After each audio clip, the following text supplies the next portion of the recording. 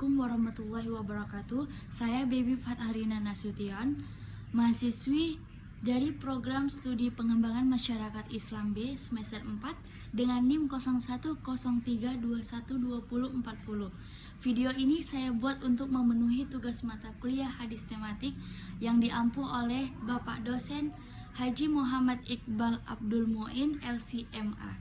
Baik, di sini saya akan langsung memaparkan penjelasannya. Baik, saya akan menjelaskan tentang pengertian hadis. Secara terminologi, hadis ialah segala sesuatu yang bersumber dari Nabi SAW, baik berupa perkataan, perbuatan, takrir, maupun sifatnya.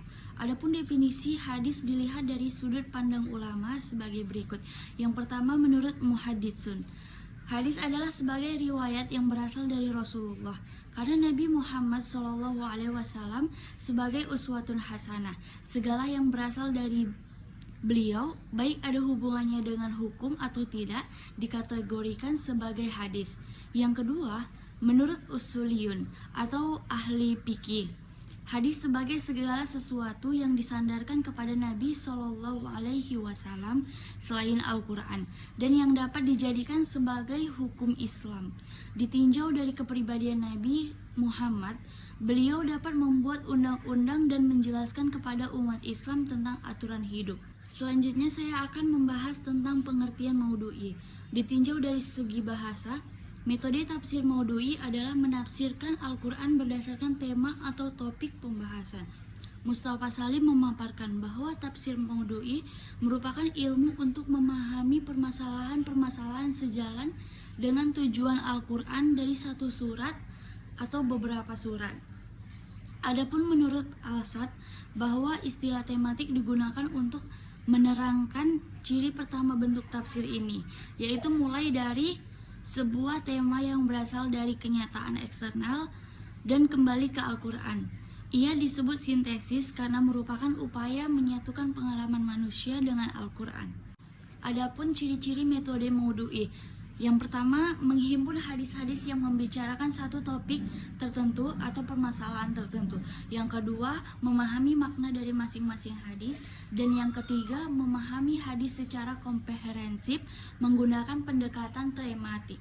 Di sini juga terdapat langkah-langkah hadis maudhu'i. Terdapat 11 langkah-langkah. Yang pertama, mengumpulkan ayat-ayat yang berkaitan dengan judul atau topik yang akan dibahas. Yang kedua, membuat urutan ayat sesuai dengan penjelasan sebab turunnya dengan memperhatikan keterangan serta keterkaitannya dengan ayat-ayat lainnya. Yang ketiga, melakukan kategorisasi berdasarkan kandungan hadis dengan memperhatikan kemungkinan perbedaan peristiwa wurudnya dan periwayatannya. Yang keempat, melakukan iktibar dengan melengkapi seluruh sanad. Yang kelima, melakukan penelitian sanad yang meliputi penelitian kualitas pribadi perawi, kapasitas intelektualnya, dan metode periwayatan yang digunakannya.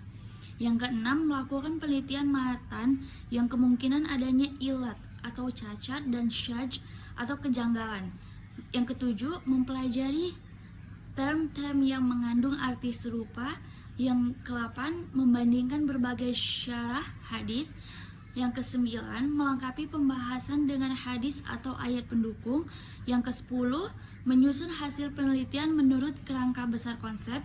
Dan yang terakhir, yang ke-11, menarik kesimpulan dengan argumentasi ilmiah. Selanjutnya membahas tentang kelebihan hadis tematik atau maudhu'i. Yang pertama, menjawab tantangan zaman.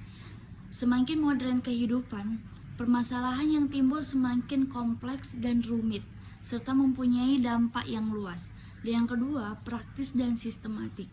Metode tematik ini disusun secara praktis dan sistematik dalam memecahkan permasalahan yang timbul.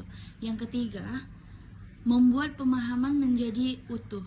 Dengan ditetapkannya judul yang akan dibahas, maka pemahaman ayat Al-Quran dapat diterapkan utuh. Yang terakhir, ada dinamis. Metode tematik membuat tafsir Al-Quran dan hadis selalu dinamis sesuai dengan tuntunan zaman. Oke, pastinya setiap ada kelebihan, pastinya ada kekurangan. Jadi saya akan membahas tentang kekurangan hadis tematik. Yang pertama ada memenggal ayat Al-Qur'an. Maksudnya di sini ialah suatu kasus yang terdapat di dalam suatu ayat atau lebih mengandung banyak permasalahan yang berbeda. Yang kedua, membatasi pemahaman ayat. Maksudnya pemahaman suatu ayat menjadi terbatas pada permasalahan yang dibahas tersebut. Sekian dari saya. Mohon maaf jika ada kesalahan kata atau salah penyebutan. Semoga penjelasan yang saya paparkan ini bermanfaat untuk kita semua. Wabillahi taufiq wal hidayah. Wassalamualaikum warahmatullahi wabarakatuh.